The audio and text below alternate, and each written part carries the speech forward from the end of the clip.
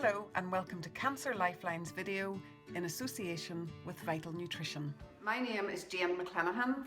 I've met a lot of you, but if you haven't met me before, I run workshops and cookery demos with Cancer Lifeline. We kind of focus on how food and diet and the right nutrition can help support with things like energy, your immune health, as well as stress and anxiety. So at a time like this, I think we gotta kind of really think about how nutrition can help support our health and well-being as much as possible. So I am here to help guide you and support you in making the right choices given the current circumstances. We are all feeling scared, we are all feeling anxious. There's lots of things that we can do to help reduce that anxiety and reduce that fear.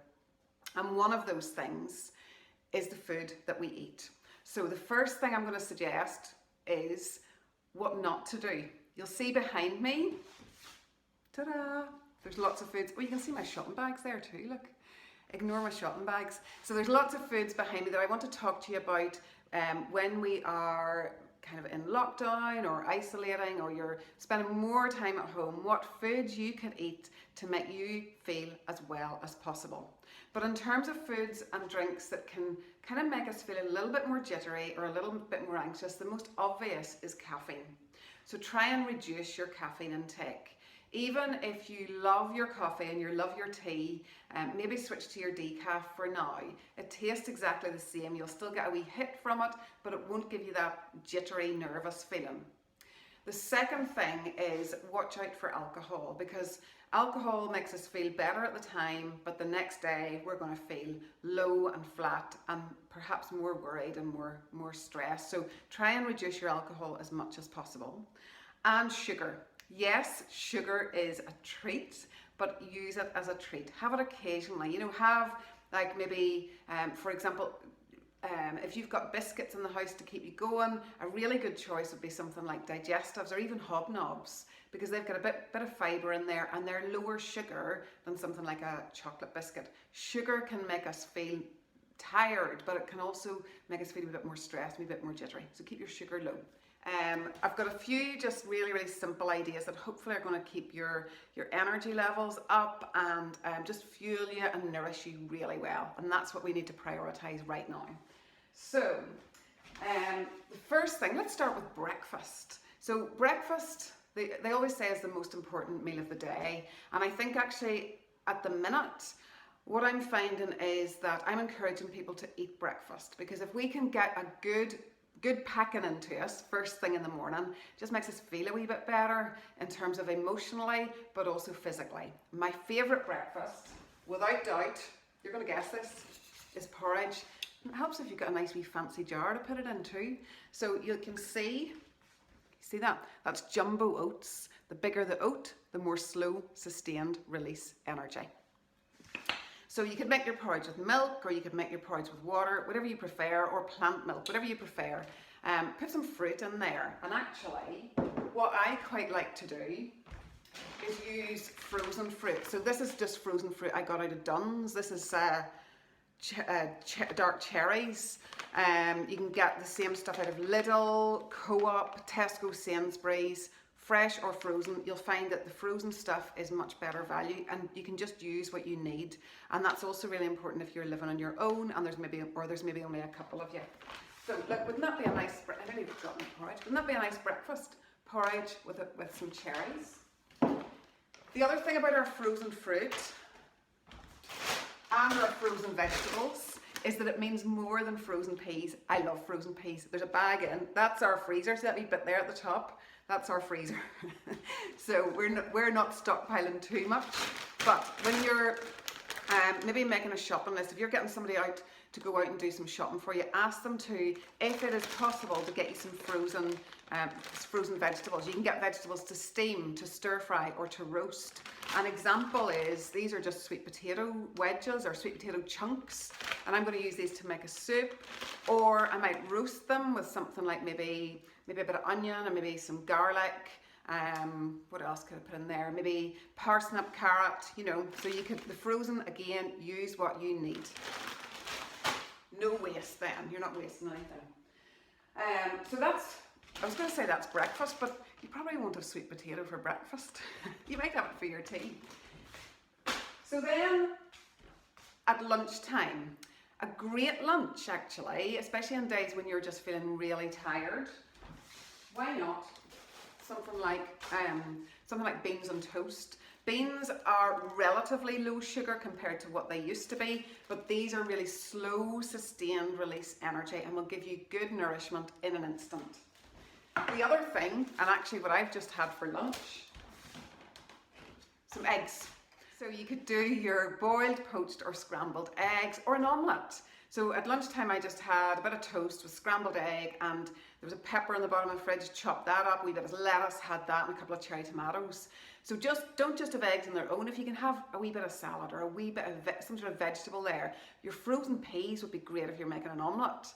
Just a wee handful of those into your whisk up with your egg, maybe a bit of grated cheese, that'd be quite nice. A bit of scallion if you've got it. Okay, other store cupboard essentials, I think, tinned fish. It just so happens that these are both mackerel, but why not things like tuna or salmon or sardines? Mackerel, perfect. You can also buy frozen fillets of fish, so you can buy whitefish and salmon and sea bass. The other thing you can buy obviously is your breaded and your battered. Try and go for the plain one if you like that, maybe with a bit of parsley sauce and some potatoes and some peas again. See, those peas are coming in handy. I've also got some yogurt here. Yogurt is it's a really nice wee snack, so you could have that again with your frozen fruit or your fresh fruit. You could put a wee drizzle of honey in it if you wanted to. This is going to give you some nice protein, which is important for building our strength and also for growth and repair of cells. Other 10 things that I wanted to show you, and actually I've got some of these for my neighbour, so these would be quite nice things just to have or just to ask somebody to get you. If you've got tinned tomatoes and coconut milk, you can really easily make curries. So you can just use your curry powder or your curry paste. That's just a wee pack of curry paste, but sometimes I would just use the curry spices as the powder. With the coconut milk, it makes it nice and creamy, and you could put a wee bit of lime juice in that, along with your Thai spices might be quite nice. Or just simply tinned tomatoes, Indian curry paste, put in your maybe a bit of leftover chicken and some vegetables, and that's make enough to do you 2 or 3 days. Make it quick and easy and handy. The other tinned food that I've got here are tinned, well it's not a tin, you know what I mean, carton foods. So this is tinned cannellini beans. It could be red kidney beans, it could be chickpeas, it could be butter beans. These are great because they'll bulk things up. And it means that if you're making something like a stew or a soup or a curry, throw in a can of chickpeas. They're about 50p actually for a can of chickpeas. And if you put that in, that will make your curry go a wee bit further.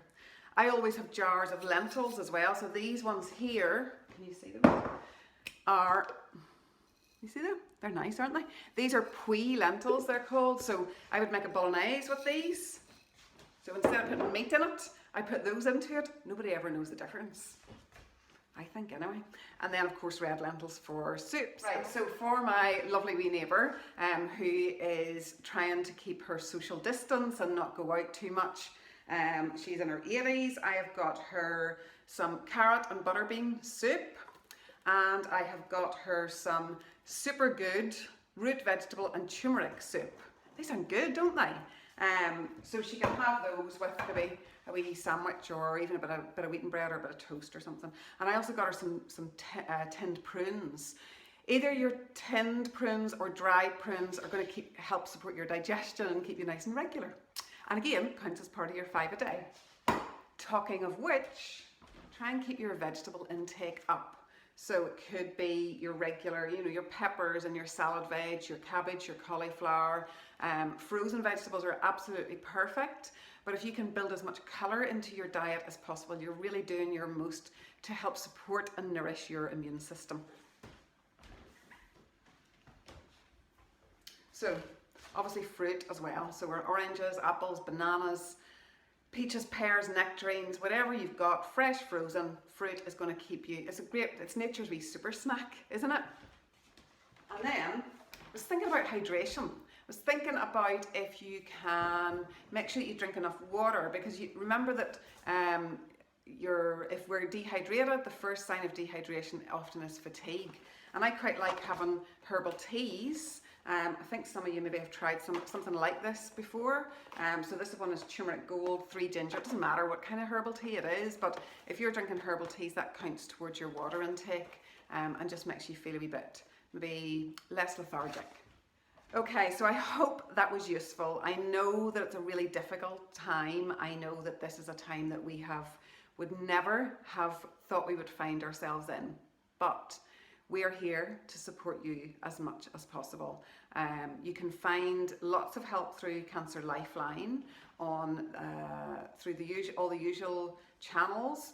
And also, if you want to get in touch with me directly, you can find me on Facebook at Vital.